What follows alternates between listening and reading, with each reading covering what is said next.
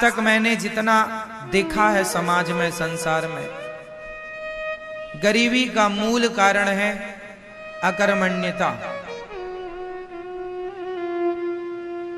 काम ना करना, मेहनत ना करना, अच्छी सोच ना रखना, अच्छी नीति ना बनाना, अच्छे रास्ते पर ना चलना। आदमी 500 रुपए कमाता है और 250 रुपए की शराब पी लेता है और बाद में रोता है, भगवान तुमने हमें गरीब बनाया। तो ईश्वर को कोसने से क्या होगा? आप जो कमाते हैं कितना बचाते हैं, क्या उपयोग करते हैं? भगवान ने 2 हाथ आपको भी दिए हैं, 2 हाथ टाटा बिरला अडानी अंबानी को भी दिए हैं। उनके कोई 4-6 हाथ तो है नहीं, क्यों जी हैं? टाटा बिरला जी के कितने हाथ हैं? 2। आपके कितने हैं? उनकी भी 2 आंखें हैं। आप उनका भी वजन उतना ही होगा लगभग जितना आपका होगा, लगभग। वो भी ऑक्सीजन लेते हैं, अपन लोग भी ऑक्सीजन। वो भी दाल रोटी खाते होंगे, अपन भी दाल रोटी खाते हैं। फर्क इतना है कि वो अपने समय का सदुपयोग करते हैं, उनकी नीतियां अच्छी हैं, सही रास्ते पर चलते हैं। हम लोग पड़े हैं बिस्तरों में, 10-10 बजे तक तो सोते हैं, रात के 12 बज जाते हैं सोने में, 1 बजे तक मस्ती करते हैं, मोबाइल व्हाट्सएप फेसबुक चलाते हैं और सवेरे 10 बजे तक सोते हैं। ना उठने का समय है, ना सोने का समय है, ना काम करने की जिम्मेदारी है आज के लोगों में। 10 बजे ऑफिस खुलने का समय है, साहब 10:30 बजे आ रहे हैं। आधा घंटा लेट कैसे हो गए? चाय में लेट हो गए, चाय में लेट हो गए। चाय 5 रुपए की है और 30 मिनट कितने के हैं? चाय की कीमत बाजार में 10 रुपए होती है, 20 रुपए होती है, और क्या होगी? 30 मिनट कितने महंगे हैं बताओ? 30 मिनट, चलो 15 मिनट कीमती है या 1 कप चाय कीमती है? हमारे देश में ऐसे कितने लोग मिल जाएंगे जो 1 कप चाय के लिए अपना 15 मिनट बिगाड़ देते हैं? हाँ या ना? सही है ये बात? हमारे देश में ऐसे कितने लोग हैं जो 1 कप चाय के लिए कितने मिनट बिगाड़ देते हैं? 15 मिनट, 20 मिनट। चाय तो मिल जाएगी, पर जो 15 मिनट बिगाड़ दिए आपने वो नहीं मिलेंगे। क्या निष्कर्ष निकला? कि हमारे देश में समय की वैल्यू नहीं है। कुछ लोगों के पास समय की वैल्यू नहीं है। काश समय को महत्व दिया होता। कहते हैं समय को कभी ना ठुकराइएगा, समय को आपने एक बार ठुकराया तो समय आपको बार बार ठुकराएगा, इसलिए समय को ना ठुकराइएगा। समय बड़ा बलवान होता, पुरुष बली नहीं होता है, समय होत बलवान। भीलन गोपी लूट लई, वही अर्जुन वही बाण। समय समय की बात, तो समय बड़ा बलवान होता है। मेरी माँ, समझाओ ये बात अपने बच्चों को कि समय का दुरुपयोग ना करें। कुछ भी तूफान आ जाए, कुछ भी हो जाए, पर अपने समय से अपना काम करना सीखो, समय का सदुपयोग करना सीखो, कुछ करना सीखो। खाली फुर्सत बैठना मतलब मूर्खता। करते रहिए, करते रहिए। कुछ ना करो तो शास्त्रों को पढ़ते रहिए, गीता को पढ़ते रहिए, कुछ सीखते रहिए। हर दिन हमें कुछ ना कुछ नया सीखना चाहिए, रोज हमें कुछ ना कुछ सीखना चाहिए। सही है मैया? समझ में आ रही? सीखते रहो, आगे बढ़ते रहो, करते रहो कुछ। काम करने वाला व्यक्ति शारीरिक रूप से भी स्वस्थ होता है और मानसिक रूप से भी स्वस्थ होता है। अकर्मण्य आदमी बैठा बैठा बीमार पड़ जाता है, मानसिक रूप से भी ग्रसित हो जाता है, परेशान हो जाता है। बुढ़ापा आ गया, इसका मतलब ये नहीं कि आप कुछ नहीं करेंगे। आप मंदिर में जाके कीर्तन ही करिए, गीता का पाठ करिए, बुढ़ापा है, रामायण, अच्छे संस्कार दीजिए गांव के लोगों को, मोहल्ले के लोगों को, सोसाइटी के लोगों को, अच्छा काम करिए। बुढ़ापा आ गया है, रिटायरमेंट हो गया है, कुछ नहीं कर सकते, तो आप जो बच्चे हैं जो गलत रास्ते पर जा रहे हैं, सब बच्चों को आप अच्छे रास्ते पर ले जाइए, क्योंकि आप बूढ़े हैं, आपको जीवन जीने का अनुभव ज्यादा है। अपने अनुभव शेयर करने लग जाइए। कुछ दीजिए देश को, समाज को, कुछ कीजिए। कुछ ना करने की अपेक्षा कुछ करना श्रेष्ठ है। अरे कीर्तन ही करो, सीताराम सीताराम, कुछ ना करो तो कथा ही सुनो, मंदिर में जाके झाड़ू ही लगा दो भगवान के दरवाजे में। कुछ ना करने की अपेक्षा कुछ करना श्रेष्ठ। सही है, करना सीखिए। बस भगवान यही कहते हैं कि जो मेरी शरण में आया है, जो मेरा बन के आया है, मैं उसके लिए सब कुछ करूंगा। भगवान होते तो लोग गरीब क्यों होते, ये कोई सवाल नहीं है। अकर्मण्यता से लोग गरीब हैं। अब दूसरी बात कि आज सब कुछ होने पर भी लोग परेशान क्यों हैं? क्योंकि सबसे बड़ी गलती ये है, जब भगवान ने गोवर्धन उठाया, बहुत ध्यान से समझिएगा, हम लोग सबसे बड़ी गलती क्या करते हैं जीवन में, वो समझिएगा। गिरिराज जी एक उंगली से किसने उठाया? भगवान श्री कृष्ण ने। अब जो ग्वाल वाल थे, सखा थे, मित्र थे, उन्होंने, किसी ने अपना कंधा लगा लिया, किसी ने एक लाठी ली और लाठी लगा ली, किसी ने दोनों हाथ पहाड़ पर लगा दिए। और थोड़ी देर बाद ग्वाल वालों ने भगवान श्री कृष्ण से कहा, कन्हैया तुम कुछ खा लो। भगवान बोले मैं खाऊंगा तो पहाड़ नीचे नहीं आ जाएगा। तो ग्वाल वालों ने कहा, कन्हैया क्या पहाड़ तुमने उठा रखा है? अरे हम लोगों ने इतनी लाठियां लगाई हैं, हम लोगों ने हाथ लगाए, कंधे लगाए, तो पहाड़ तुमने थोड़ी उठाया, हम सबने उठाया, हमारा भी योगदान है।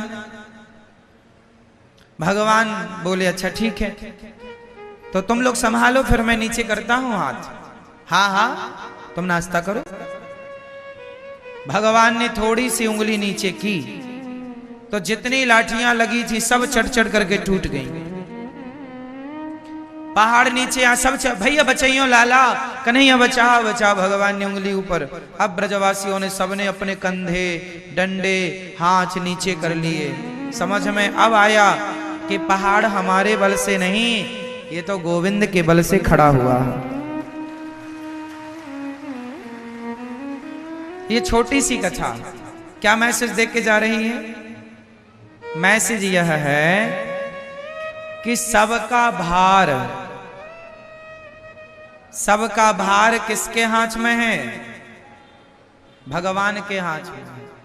आप लोगों ने जो कंधे लगा रखे हैं, मैं कर रही हूं, मैं कर रहा हूं। आपने जो लाठियां लगा रखी हैं, मैंने ये किया, मैंने वो किया। आपने जो हाथ लगा रखा है, मैं ना होता तो ऐसा ना होता, मैं ना होता तो मर जाता। ये गलतफहमी निकाल दो। किसी के कुछ करने से कुछ नहीं होता। हुई है सोई जो राम रची राखा। हम और आप कुछ नहीं कर सकते। हम आप कुछ करने वाले ही नहीं हैं। सब कुछ करने वाले कौन है? भगवान। जो लोग इस सच्चाई को नहीं स्वीकार करते, जो लोग इस सच्चाई को नहीं मानते, वो लोग दुखी होते हैं। जो हो रहा है वह भगवान की इच्छा से हो रहा है। जो हुआ था वह भी भगवान की इच्छा से हुआ था। जो होगा वह भी भगवान की इच्छा से होगा। अच्छा, आप क्या कर सकते हैं बताइए? आप में से ऐसे कितने लोग हैं? हम सबसे सवाल कर रहे हैं, बताइए आपके पास कितना पावर है? आप क्या कर सकते हैं? क्या आप दिन को रात बना सकते हैं? क्या आप नदी को समुद्र बना सकते हैं? क्या आप बूढ़े को जवान बना सकते हैं? क्या जवान को बूढ़ा बना सकते हैं? क्या आप चाह कर भी अपनी कमर का दर्द मिटा सकते हैं? दवाई ही तो खा सकते हैं, अच्छा इलाज ही तो करा सकते हैं। वो इलाज के बाद भी दर्द जाएगा या नहीं, ये आपके हाथ में। आपके हाथ में होता तो दर्द ही ना होता। किसान खेत में बीज ही तो बो सकता है, कितने कुंटल फसल आएगी किसके हाथ में है? क्या है, आपकी बेटी का विवाह कब होगा ये आपके हाथ में है? आपकी बहू के बेटा ही होगा या बेटी ही होगी ये आपके हाथ में है? बोलो मेरी माँ, फिर क्या आपके हाथ में? आपको कितना लाभ होगा, कितनी हानि होगी, ये आपके हाथ में है। इसलिए बिंदास आनंद पूर्वक जिंदगी जीना सीखो। टेंशन लेके मरो मत, घबराओ मत। जो कष्ट आए, संकट आए, फेस करते चलो। उस सिचुएशन को हैंडल करते चलो। घबराओ मत, डरो मत, क्योंकि जो हो रहा है कहीं ना कहीं भगवत इच्छा है। इसलिए हर हाल में प्रसन्न रहना सीखिए। आपके हाथ में, हमारे हाथ में कुछ नहीं है। इसलिए जब कुछ है ही नहीं तो हम किसी बात की टेंशन लें क्यों? बेटी का विवाह कब होगा? जब समय। आप कर्म, इसका अर्थ ये नहीं है कि आप कर्म ना करें, कर्म करते रहिए, प्रयास करते रहिए। बेटी का विवाह जब होगा हो जाएगा। आप अच्छा लड़का ढूंढते रहिए, टेंशन नहीं लेना। अरे महाराज जी लड़का ही नहीं मिल रहा, घबरा रहे हैं, ब्लड प्रेशर हाई हो रहा, ये कोई बात नहीं। शांति से ये मान के चलिए करता धरता भगवान है, जो करेंगे बिहारी जी अच्छा करेंगे। उनकी इच्छा में अपनी इच्छा मिला देनी चाहिए। कोई एक थप्पड़ भी हमारे गाल पे मारे तो ये मान लेना चाहिए कि ये भी भगवत इच्छा ही। क्या करोगे? भगवान की मर्जी के बिना कुछ नहीं होता। पत्ता भी हिल रहा है तो भगवान की इच्छा से हिल रहा है, ये समझिएगा। अब आप फिर सवाल करेंगे कि फिर जो लोग चोरी करता है तो क्या वो भी भगवान की इच्छा है? हाँ, वो भी भगवान की इच्छा है। क्योंकि जब वो चोरी करेगा, पकड़ा जाएगा तो उसको दंड मिलेगा। दंड क्यों मिलेगा? क्योंकि उसके कर्मों के अनुसार उसके भाग्य में दंड का विधान था, तो वो वैसी जैसी होनी होगी वैसी करेगा। भगवान बुद्धि मति गति वैसी बना देते हैं। जो होना होता है तब मति गति भगवान वैसा ही हम और आपको सोच भी नहीं। हम और आप जो सोचते हैं वह भी कंट्रोल भगवान के हाथ में होता है। हम उतना ही सोच सकते हैं जो भगवान सोचवाएंगे, उतना ही बोल सकते हैं जितना भगवान बुलवाएंगे, उतना ही कर सकते हैं जितना भगवान करवाएंगे। क्योंकि हम कठपुतली हैं, सब ही नचावत राम गोसाई।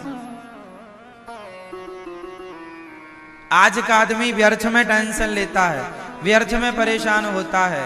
ये जिंदगी परेशान होने के लिए नहीं मिली, ये जिंदगी मस्त होकर के जीवन जीने के लिए मिली है। खूब बिंदास जियो, आनंद से जियो, प्रसन्न चित्त से जियो।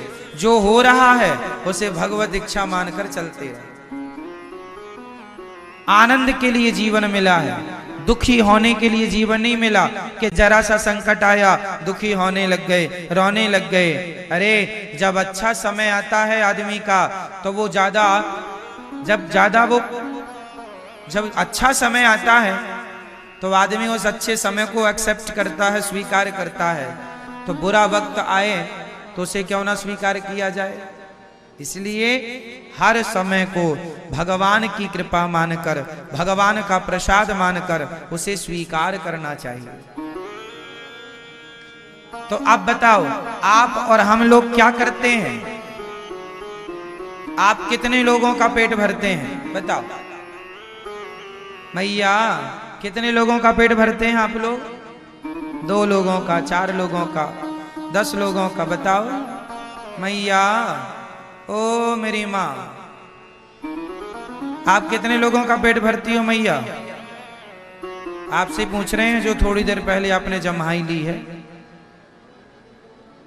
बताओ है?